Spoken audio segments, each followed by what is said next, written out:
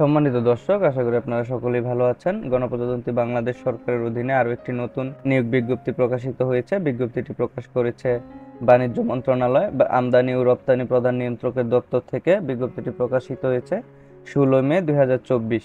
আজকে আমরা জানবো যে এই বিজ্ঞপ্তিতে কোন কোন পদে, শূন্য পদের সংখ্যা কত, ন্যূনতম শিক্ষাগত যোগ্যতা কি, এবং কোন কোন জেলার প্রার্থীগণ আবেদন করতে পারবেন, এবং আবেদন শুরু কবে, শেষ কবে, কিভাবে আবেদন করবেন, সকল বিষয় বিস্তারিত জানবো।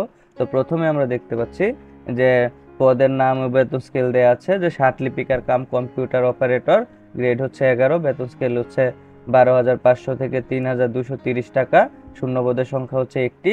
ন্যূনতম শিক্ষাগত যোগ্যতা ও অভিজ্ঞতার ক্ষেত্রে এখানে বলা হয়েছে যে কোনো স্বীকৃত বোর্ড হতে উচ্চ মাধ্যমিক সার্টিফিকেট, এসএসসি বা সমমানের পরীক্ষা উত্তীর্ণ, কম্পিউটার চালনায় দক্ষতা এবং 60 লিপিতে সর্বনিম্ন গতি প্রতি মিনিটে ইংরেজিতে 80 শব্দ এবং বাংলায় 50 শব্দ, এবং কম্পিউটার মুদ্রাক্ষরে সর্বনিম্ন গতি প্রতি মিনিটে ইংরেজিতে 30 ও বাংলায় 25 শব্দ থাকতে হবে। তারপরে রয়েছে 60 লিপিকার কম্পিউটার অপারেটর, গ্রেড হচ্ছে 12, বেতন স্কেল হচ্ছে 11,300 থেকে 27,300 টাকা, পদের সংখ্যা হচ্ছে একটি। ন্যূনতম শিক্ষাগত যোগ্যতা এখানে বলা হয়েছে কোনো স্বীকৃত বোর্ড হতে উচ্চ মাধ্যমিকে সার্টিফিকেট অর্থাৎ এইচএসসি পাস বা সমমানের পরীক্ষায় উত্তীর্ণ হতে হবে, কম্পিউটার পরিচালনায় দক্ষতা থাকতে হবে, 60 লিপিতে সর্বনিম্ন গতি প্রতি মিনিটে ইংরেজিতে 80 এবং বাংলায় 50 শব্দ, এবং কম্পিউটার মুদ্রাক্ষরে সর্বনিম্ন গতি প্রতি মিনিটে ইংরেজিতে 30 ও বাংলায় 25 শব্দ থাকতে হবে। তো তারপর 3 নম্বরে রয়েছে 60 মুদ্রাক্ষরী কাম কম্পিউটার অপারেটর, গ্রেড হচ্ছে 13, বেতন স্কেল হচ্ছে 11,000 থেকে 26,590 টাকা, পদের সংখ্যা হচ্ছে 4টি। ন্যূনতম শিক্ষাগত যোগ্যতা হচ্ছে কোনো স্বীকৃত বোর্ড হতে উচ্চ মাধ্যমিক সার্টিফিকেট বা এইচএসসি পাস হলেই আবেদন করা যাবে, কম্পিউটার পরিচালনায় দক্ষ থাকতে হবে, এবং 60 লিপিতে সর্বনিম্ন গতি প্রতি মিনিটে ইংরেজিতে 70 এবং বাংলায় 45 শব্দ, কম্পিউটার মুদ্রাক্ষরে সর্বনিম্ন গতি প্রতি মিনিটে 30 ও বাংলায় 25 শব্দ থাকতে হবে। তারপর রয়েছে উচ্চমান সহকারী, গ্রেড 14, বেতন স্কেল হচ্ছে 10,200 থেকে 24,680 টাকা, পদের সংখ্যা হচ্ছে 6টি। ন্যূনতম শিক্ষাগত যোগ্যতা হচ্ছে কোনো স্বীকৃত বোর্ড হতে উচ্চ মাধ্যমিক সার্টিফিকেট, এইচএসসি বা সমমানের পরীক্ষায় উত্তীর্ণ এবং কম্পিউটার পরিচালনায় দক্ষতা থাকতে হবে। এবং তারপরে রয়েছে 5 নম্বরে যে অফিস সহকারী কাম কম্পিউটার মুদ্রাক্ষরিক, গ্রেড হচ্ছে 16, বেতন স্কেল হচ্ছে 9,300 থেকে 22,490 টাকা, পদের সংখ্যা হচ্ছে 21টি।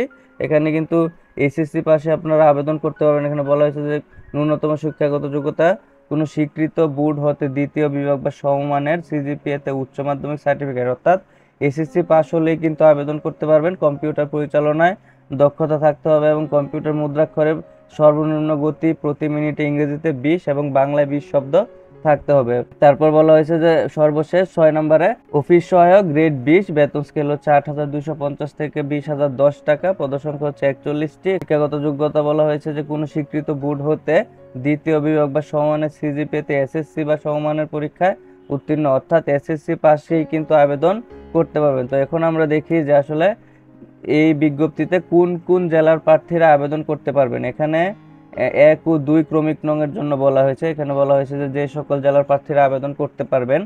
এখানে বলা হয়েছে ঢাকা, গাজীপুর, নারায়ণগঞ্জ, শরীয়তপুর, কিশোরগঞ্জ, টাঙ্গাইল, ময়মনসিংহ, জামালপুর, নেত্রকোনা, চট্টগ্রাম, বান্দরবান, কক্সবাজার, ব্রাহ্মণবাড়িয়া, চাঁদপুর, কুমিল্লা, ফেনী, নোয়াখালী, রাঙ্গামাটি, রাজশাহী, পাবনা, সিরাজগঞ্জ, নওগাঁ, নাটোর, চাঁপাইনবাবগঞ্জ, বগুড়া, রংপুর, দিনাজপুর, লালমনিরহাট, নীলফামারী, খুলনা, যশোর, মাগুরা, কুষ্টিয়া, মেহেরপুর, ঝালকাঠি, পিরোজপুর, বরগুনা, সিলেট, মৌলভীবাজার, সুনামগঞ্জ, হবিগঞ্জ অর্থাৎ এই সকল জেলার লোক আবেদন করতে পারবেন।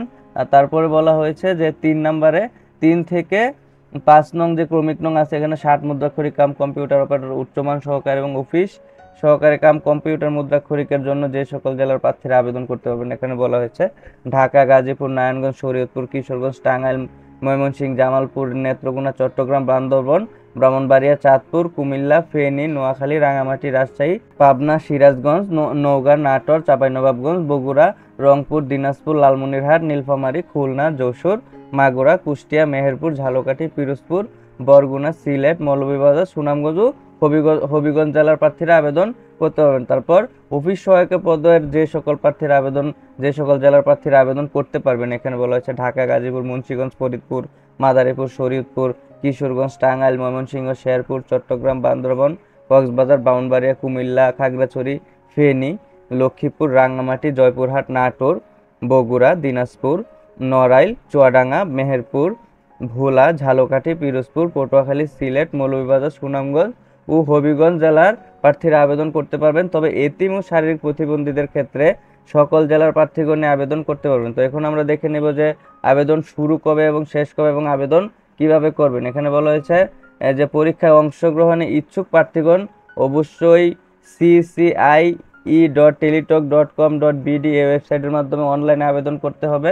এখানে আবেদনের শুরুর তারিখ বলা হয়েছে 20 মে সকাল 10টা থেকে কিন্তু আপনার আবেদন শুরু হয়েছে এবং আবেদনের শেষ তারিখ হচ্ছে 10 জুন বিকাল 5টা পর্যন্ত, অর্থাৎ 20 মে থেকে 10 জুন পর্যন্ত কিন্তু আপনারা আবেদন করতে পারবেন।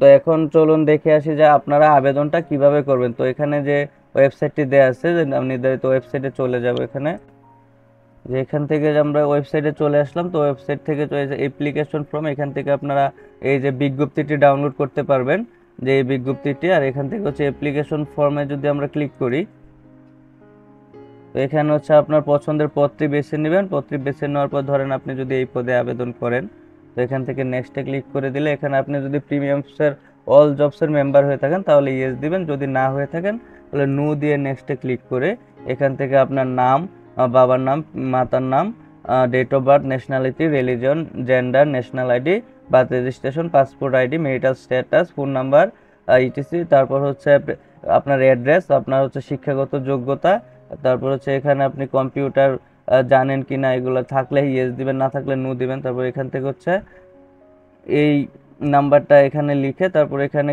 এখানে টিক মার্ক দিয়ে সাবমিট করে দিবেন। আপনার অ্যাপ্লিকেশনটি সম্পূর্ণ হয়ে যাবে। তার পরবর্তীতে হচ্ছে আপনি টেলিটকের মাধ্যমে ফি পেমেন্ট করে দেবেন। তো এভাবে হচ্ছে আপনি আবেদনটি সম্পূর্ণ করতে পারবেন। তো ধন্যবাদ বন্ধুরা, আজকে এ পর্যন্তই। সকলেই ভালো থাকবেন।